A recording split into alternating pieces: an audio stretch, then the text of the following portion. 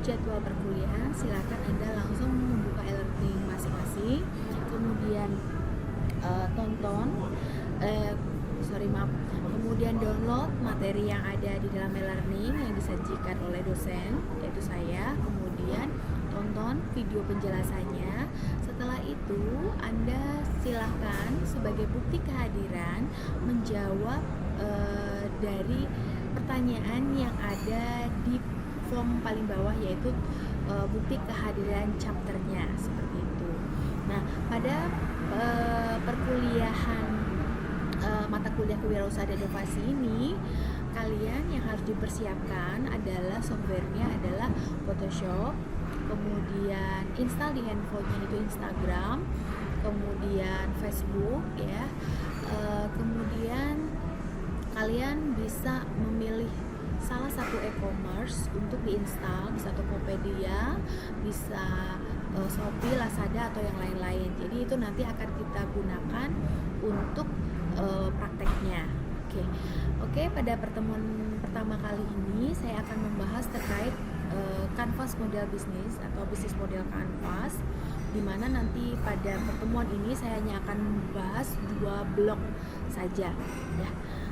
Pertama, sebelum kita mempelajari bisnis model Canvas, di sini kita harus memahami terlebih dahulu apa sih definisi model bisnis.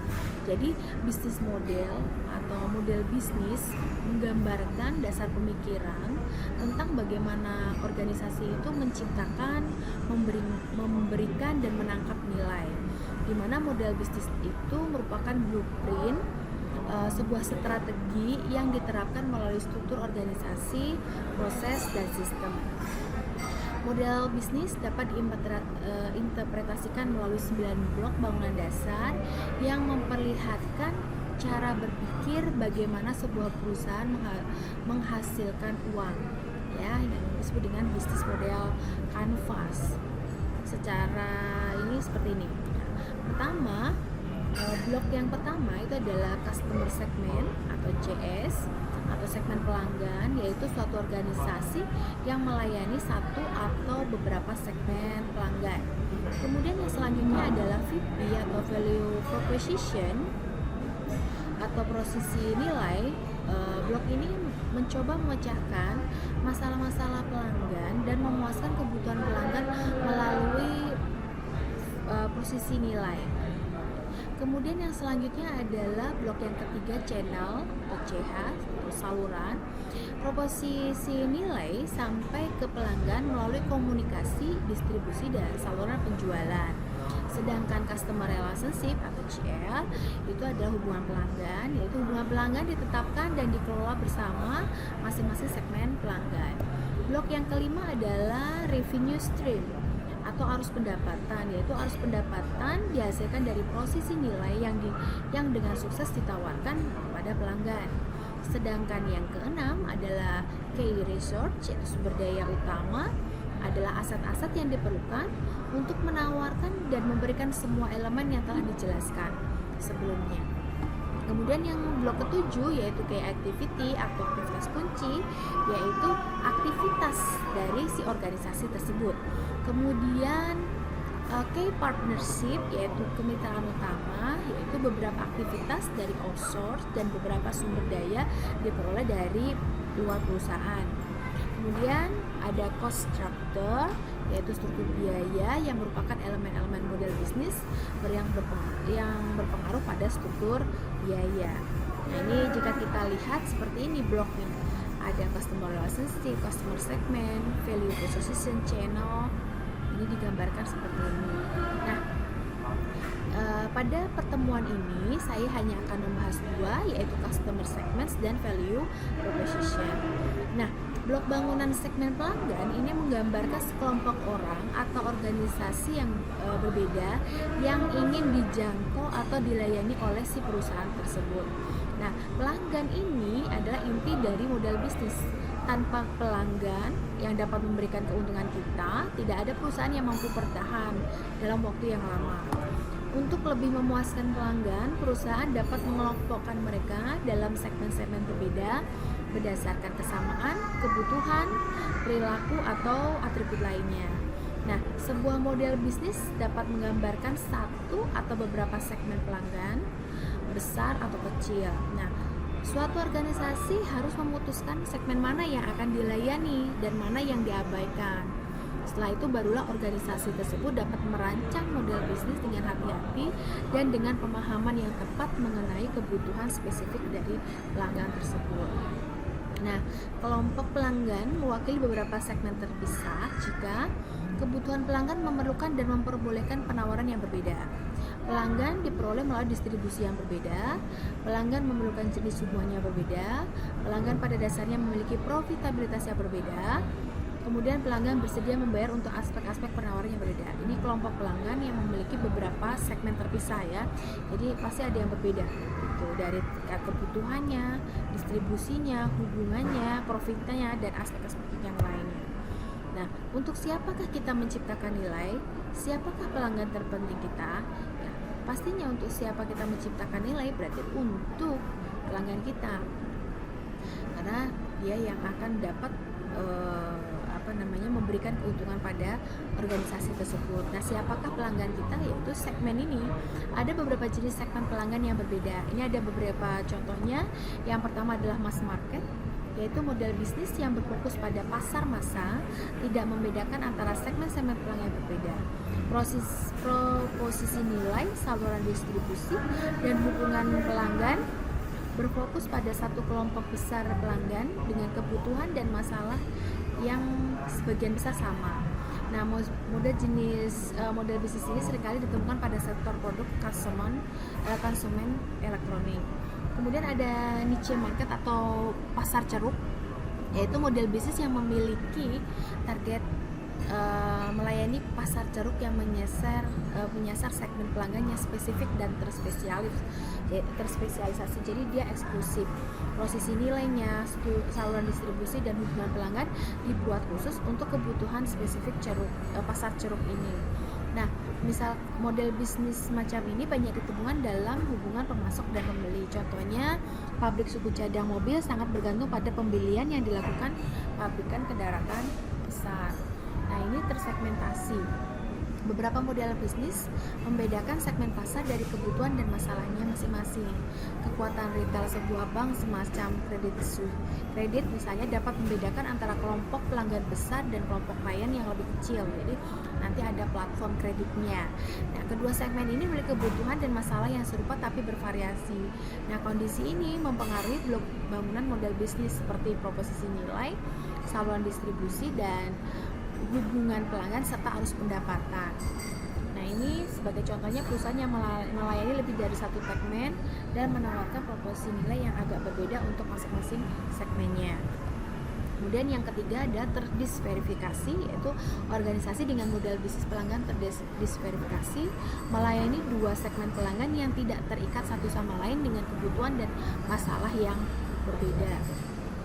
Yang selanjutnya ada platform banyak sisi atau pasar banyak sisi, yaitu beberapa organisasi yang melayani dua atau lebih segmen yang saling bergantung.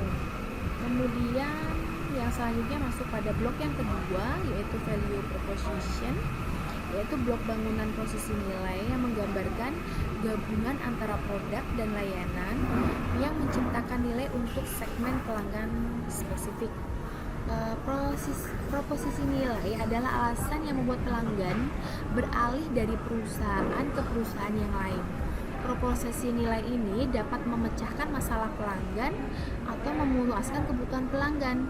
Setiap proposisi nilai berisi gabungan produk dan atau jasa. Jadi bisa produk atau jasa atau gabungannya tertentu yang melayani segmen pelanggan secara spesifik. Dalam hal ini, proposisi nilai merupakan kesatuan atau gabungan manfaat-manfaat yang ditawarkan perusahaan kepada pelanggan.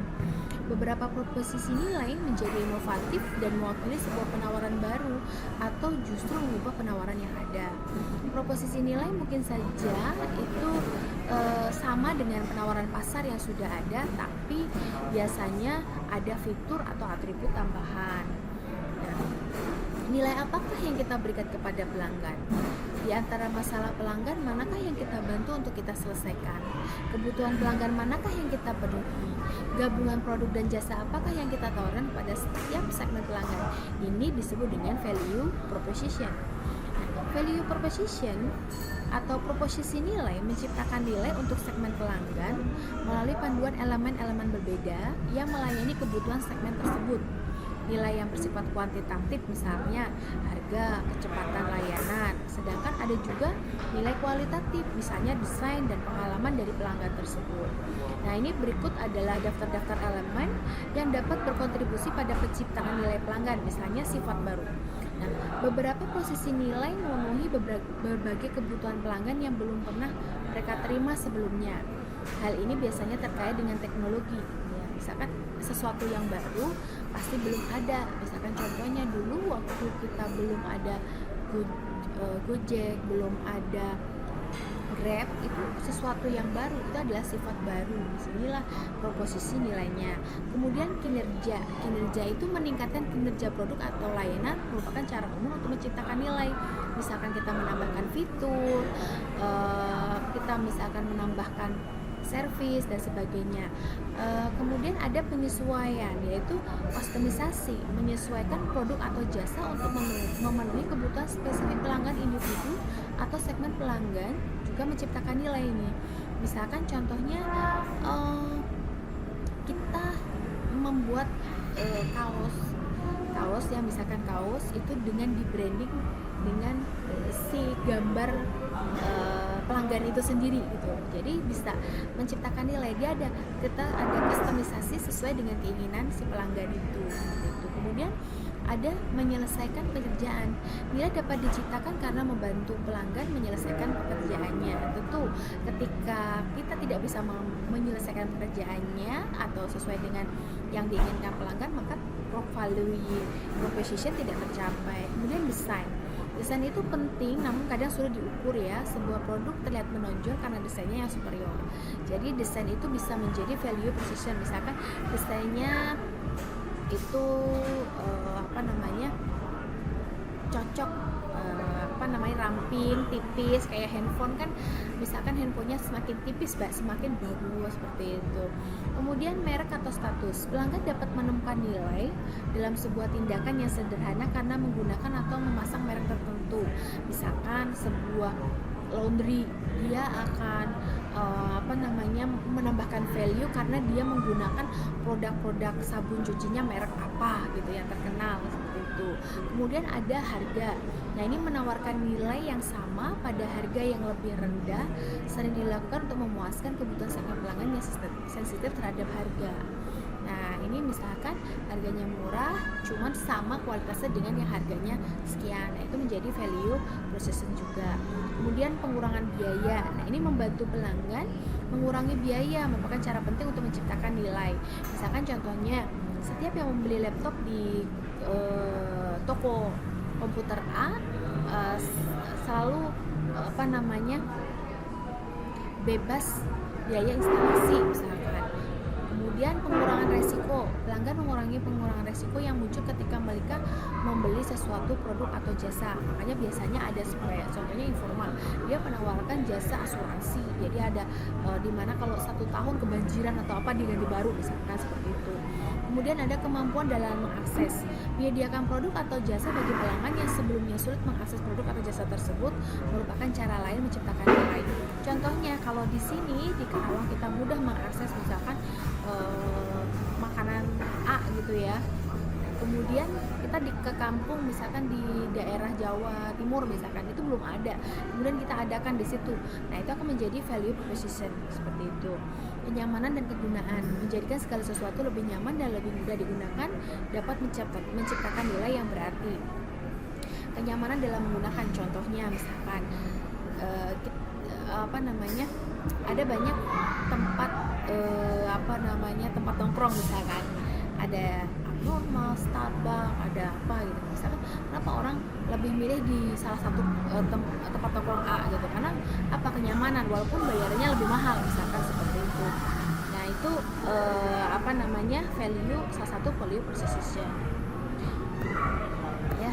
itu mungkin terkait bisnis model apa kan kanvas ya, bisnis model kanvas untuk 2 blok, yaitu blok apa itu namanya, blok customer segment dan value proposition. Customer segmentation itu bisa jadi misalkan customernya segmennya adalah pendidikan, kemudian dan itu bisa disegmentasi lagi, misalkan pendidikan anak usia dini misalkan, atau pendidikan dasar, pendidikan menengah, atau mahasiswa kelasnya misalkan, atau segmen itu bisa jadi pasar ya, pasar juga bisa seperti itu. Nah, bisnis model ini sebenarnya ada sebuah kerangka ya, kerangka di mana kita itu bisa menciptakan ide dengan menggunakan kerangka ini, 9 blok ini. Dengan mengetahui ini semua, nanti kita akan memahami ide kita itu sebenarnya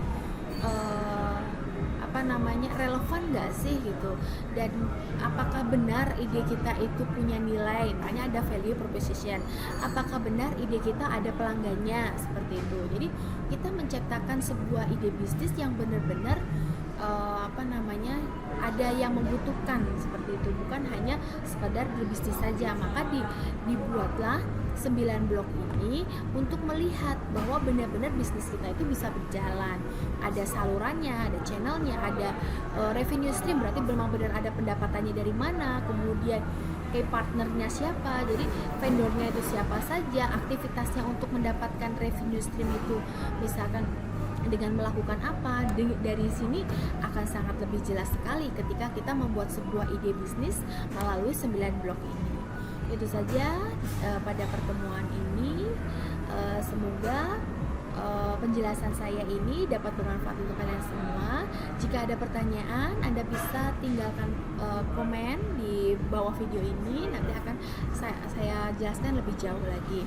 Itu saja dari saya. Saya tutup pertemuan kali ini. Jangan lupa dikerjakan bukti kehadirannya. Wassalamualaikum warahmatullahi wabarakatuh.